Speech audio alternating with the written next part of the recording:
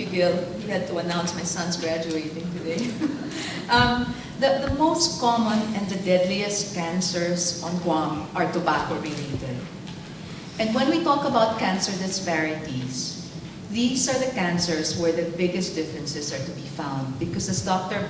Bob Haddock will later tell you, Chamorros and Micronesians have the highest risks and the greatest chance of dying from oral, nasopharyngeal, and lung cancer.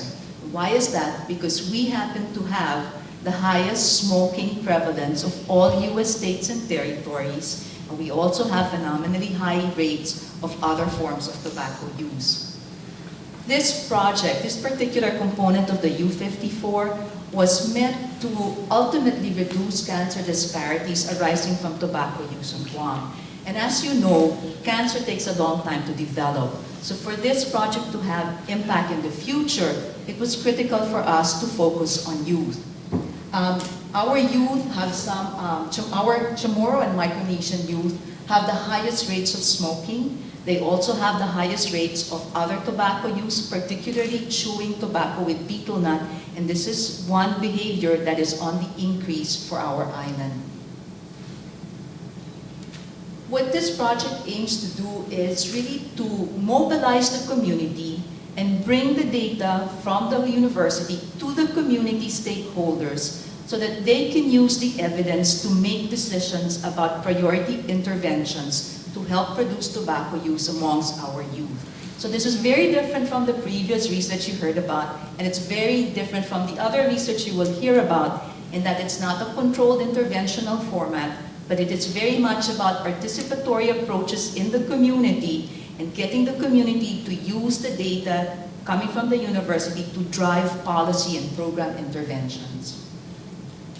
And some of the things that we've done is actually to look at the existing data. Not surprisingly, I've told you about the high rates of tobacco use amongst our Chamorro and our Micronesian youth. But another surprising finding was that these youth who are using tobacco have a very high desire to quit. They report wanting to stop using the tobacco. And yet, something is prohibiting them from moving from thinking about quitting to actually taking action to stop tobacco use. This project is intended to look at what interventions are needed at this point so we can move our youth towards taking action. The other interesting thing that we found from our literature review is what works on Guam for youth tobacco use is good policies. What we have found out, looking at data coming from the Youth Risk Behavior Survey, which has been done on Guam since 1995, is that the years where statistically significant reductions in youth smoking occurred were the same years where sound policies were enacted on our island. The first year where this happened was when the SINAR law came into effect prohibiting sales of tobacco to minors. The second time we saw a decrease was in 2003 when the tobacco tax was increased by Senator De Leon Guerrero from 7 cents a pack to $1 a pack. That was also the year when the Department of Mental Health started their tobacco control program. The next year where we saw a significant decrease for middle school youth was in 2005 when Guam became almost entirely smoke-free, except for the bars, but we need to work on that. And finally, we continued to see decreases in 2007 when the quit line was started by the Department of Public Health and when GovGuam came out and the UOG and GCC came out with their tobacco-free policies. So policies work and have a direct and almost immediate measurable impact on youth.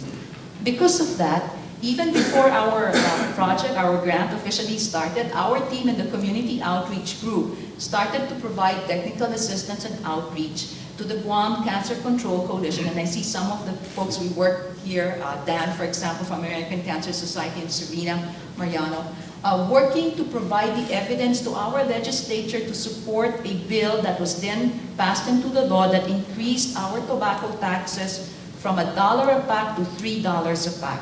And so in April of this year, a pack of Marlboros went from $3 to $6.60 a pack. And the good thing is that tax revenue doesn't disappear into the black hole that's called the general fund, but it is actually earmarked for the Healthy Futures Fund. 1% is to go to support our Guam Cancer Registry, and a significant amount is to support a trust fund for cancer patients for their diagnosis and care. So we have managed to not only raise taxes but earmark it for local sustainable funding for cancer care.